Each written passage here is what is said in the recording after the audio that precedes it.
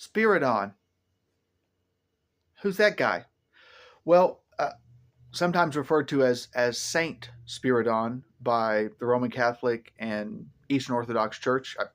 I'm Reformed. I don't believe in sainthood or the veneration of saints. Everybody who trusts in the Lord Jesus Christ, according to Paul, is a saint, a holy one.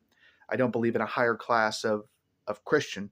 I don't think it's taught in the Bible. But nonetheless, that's how he's venerated and understood by many. Saint Spyridon, he was born in around 270 AD. He lived about 80 years. He was the fourth bishop of Prometheus. And Calvin references him in the opening of the Institutes as essentially the father of the notion of Lent. Spyridon is said to have written, "He ate flesh freely on the day on which others abstained from it because he was a Christian." Spyridon is essentially the founder of the modern day notion of Lent. That is this sort of spiritual fasting from the eating of meat, from the eating of flesh.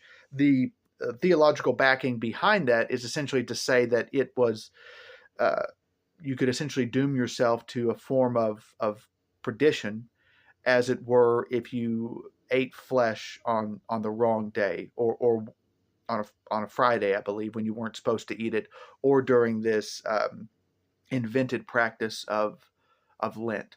So essentially, Spyridon is reverenced. You know, if you travel through Europe, Eastern European countries, you'll likely see him venerated as a saint for performing any number of miracles, of healings. I think he's well known for healing a crippled woman.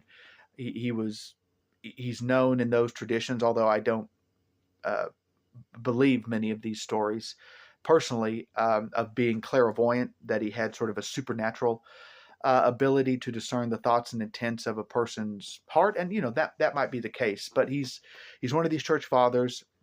Calvin references him in the negative as sort of the father of Lent and the practice of Lent, but he had strong Orthodox teaching in other areas of his life. Spyridon was also part of the first ecumenical council that met at the as he lived into the 3rd century, beginning of the 4th century. So he would have been contemporary with Augustine, Saint Augustine. Some overlap there, although I like Augustine more than Spyridon, but I don't hold Augustine as a saint in that Eastern Orthodox Roman Catholic tradition either. But anyway, that's a snippet. If you've encountered Spyridon in your reading or study, that's essentially a 3-minute take on who he was, so you have some context there. Thanks.